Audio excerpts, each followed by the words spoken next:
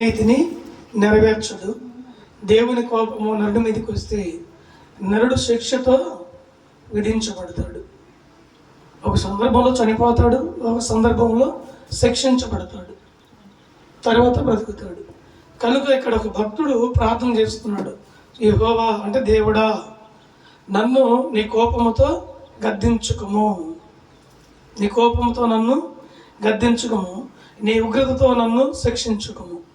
దేవుని ఉగ్రత వచ్చినప్పుడు మనిషి బలవుతాడా, రక్షించబడతాడా అని గమనిస్తే బిలాం మీదకి దేవుని ఉగ్రతనే వచ్చింది. కోపానికి మించి ఉగ్రత అంటారు కదా, వాడు మూర్ఖుల్లా ఉందిరా, ఎవరిని పడితే వారిని కొట్టేస్తాడు అంటారు కదా. కోపం వేరు, సాధారణంగా కోపపట్టం వేరు, ఉగ్రత వేరు. అట్లాగనే బిలాం మీదకి దేవుని ఉగ్రత వచ్చింది, అయినా కూడా బిలాము చనిపోలేదు. చనిపోయాడా? దేవుని ఉగ్రత వచ్చినా సరే ఏమైంది, గాడిద అడ్డు నిలబడిందంట. చంపటానికి అడ్డం వస్తుంది గాడిద ఏమన్నా? దోషునికి అడ్డం చేత పట్టుకొని మకాయల దూత నిలబడింది.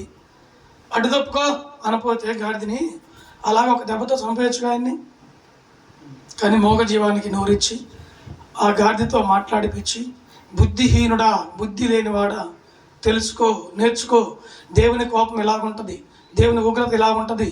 ఒక్క ఖడ్గంతో కొడితే ఊరకం చచ్చిపోతావు, కానీ దేవుని కోపం వచ్చింది, అయినా సరే నిన్ను క్షమించమన్నాడు. అందుకని నేను క్షమిస్తున్నానని చెప్పి దూత క్షమించి అతని కళ్ళు తెరచి గద్దించి వెళ్ళిపోయింది.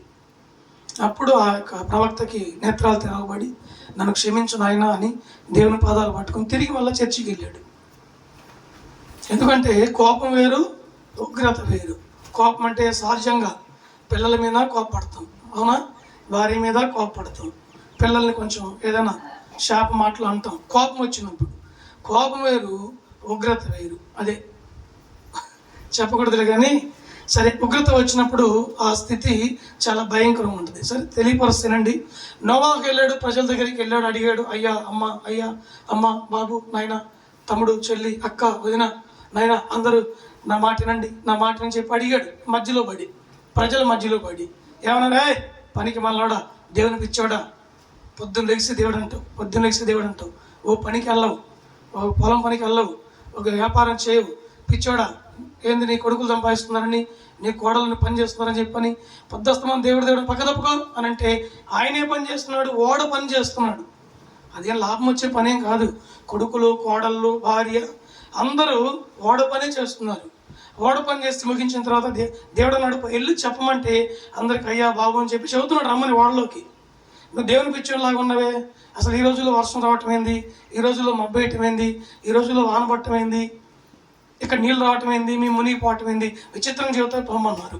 సరే, మొత్తానికి వచ్చి వాళ్ళు కూర్చున్నాడు. దేవుని ఉగ్రత దిగింది. ఎలా దిగింది? వర్షం రూపంలో, నీటి రూపంలో దిగింది. అంటే కత్తి తీసుకొని గబాన్ తలారకడు దేవుడు. గమనిస్తున్న మాటలు.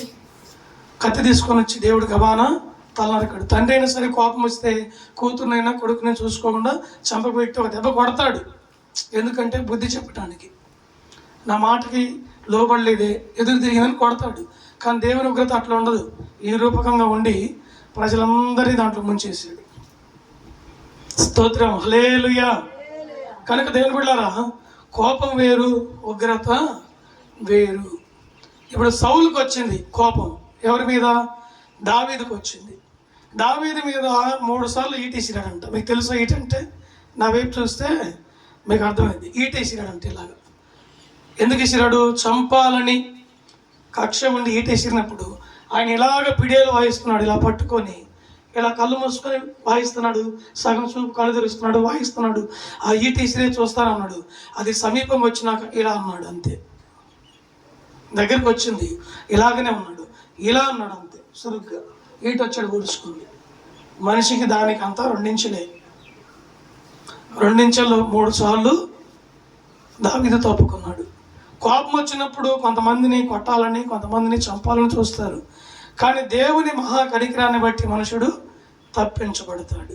దేవునికి స్తోత్రము కలుగును కాక. హల్లెలూయా. నేను చెప్పకూడదు.